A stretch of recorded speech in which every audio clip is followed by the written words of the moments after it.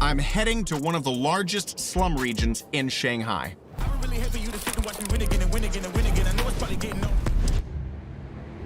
Yeah, you guys, I've seen all kinds of slums in my time, but these are something else. They're genuinely ghost slums. I mean, like slums where you very, very rarely ever see people walking around in them. They're half inhabited. I'd say they're 10% inhabited. It's like it's an abandoned slum town. This region has almost been vacated, genuinely. They've been wanting to build an elite quarter on this site for ages, but there are residents who don't want to leave. A typical situation for Chinese cities. I mean, for real, the Shanghai slums look like they've been hit by a bomb strike.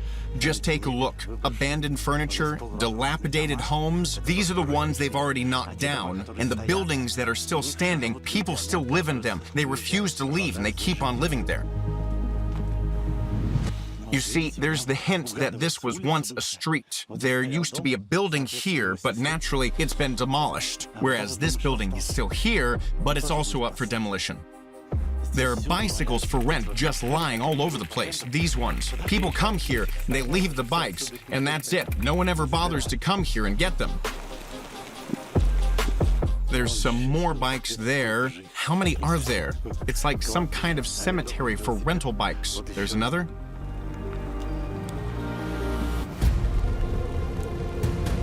Honestly, these deserted slums and these locals on their electric scooters quietly moving around almost without a sound, it's giving me goosebumps for some reason. A lamppost is on, yet it's broad daylight outside.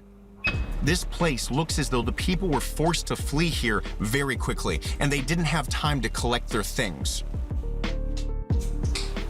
All that's left is someone's footwear, and they're stitched up, but fresh shoes.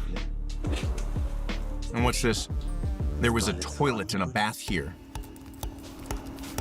An abandoned cutlery, perfectly decent furniture, an umbrella, as though it's been left out to dry off. And here you have this inner courtyard absolutely abandoned.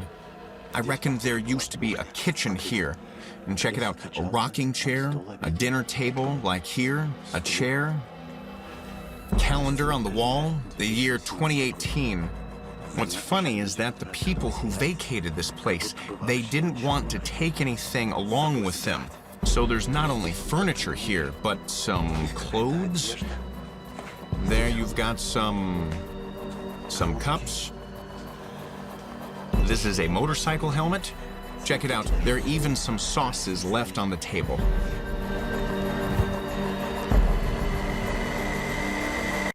And just look, all of the furniture has been left. An armchair, a table, there are even some cigarettes lying out. A cabinet, a staircase to the second floor. It's wooden. I think if I went up it now, it'd collapse. There are even some sneakers here, oil.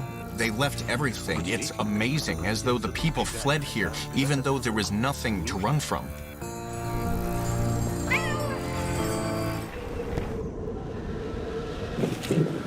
But of course, the most poignant feeling from these slums is, you hear that? It's the silence. There's not a soul. There are so few people.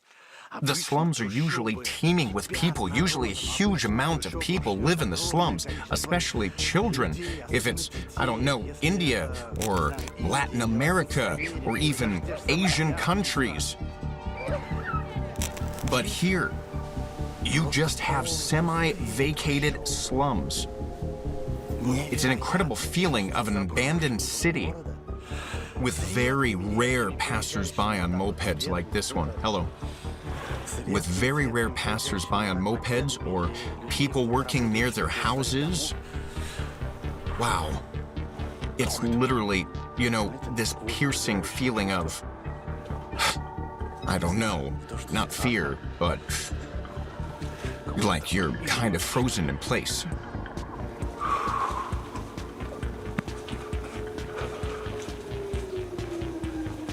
It's like you're wandering around ruins and, you know, like something is constantly following you. In China, you already feel like someone is constantly on your tail because even in these ruins, you see there are cameras above, and there are huge amounts of cameras here, but there's an added feeling of being tailed here.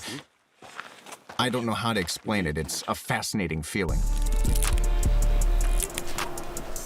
The funniest thing, guys, is that this is one of, if not the most expensive spots of land in all of China, maybe even in the world. And therein lies the secret of the abandoned dishes and furniture. Those who were evicted from here received millions of dollars in compensation. Those who remain here are haggling to get even more money. Also, people have their own mopeds here. These ironclad gates here, they're locked.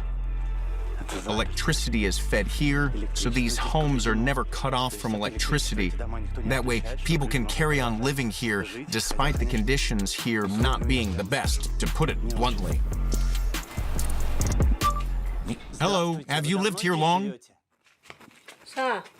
我住10多年了，这是老房子，100多年以前的。 I've been living in this house for more than 10 years. Whoa. And why aren't you being relocated? Wasn't everyone here relocated? For now, our building isn't being knocked down. It's 100 years old, and sooner or later, they'll take it down too.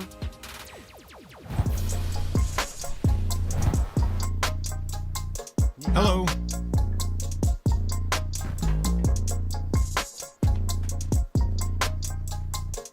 Well, there are people here, but they don't want to show themselves on camera.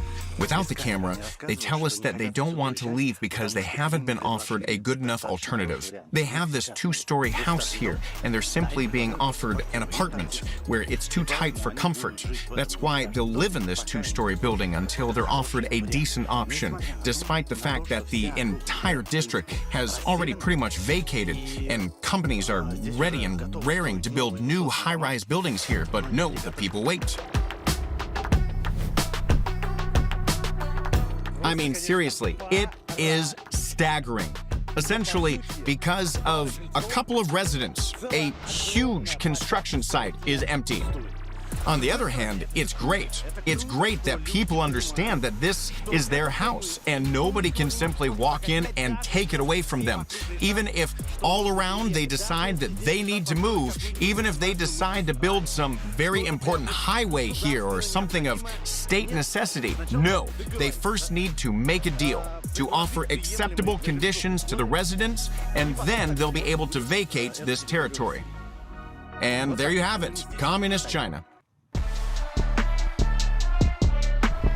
What's funny is that, although these are slums, they're up for demolition. The people here are still renewing everything. So, like, look at this. Obviously an old door, nobody lives here anymore, but opposite you have an apartment door, and you see they've installed a duty-strength metallic cage. And the meter works fine, all the pipes are fresh, there's an air conditioner hanging up above so that it's cool. They've even changed the windows here and put in double glazing. Just check this out here, the state of cleanliness the outside kitchen is in. I mean, this wok pan has been polished till it shines. The stove is spotless. The sink, I mean, naturally, it's an outside sink. It can't be perfect, but it's as clean as it can be here. In China, it's not really a thing to brand these regions of slums as slums. Here, they're referred to as urban villages, or you could perhaps translate it as urban sub-farm housing, because very often the people of these slums have their own gardens.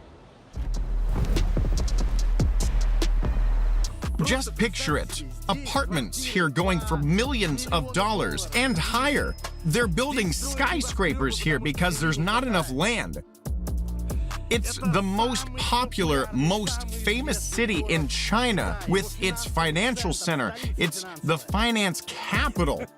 And here, practically in the city center, you've got a garden with ripe eggplants.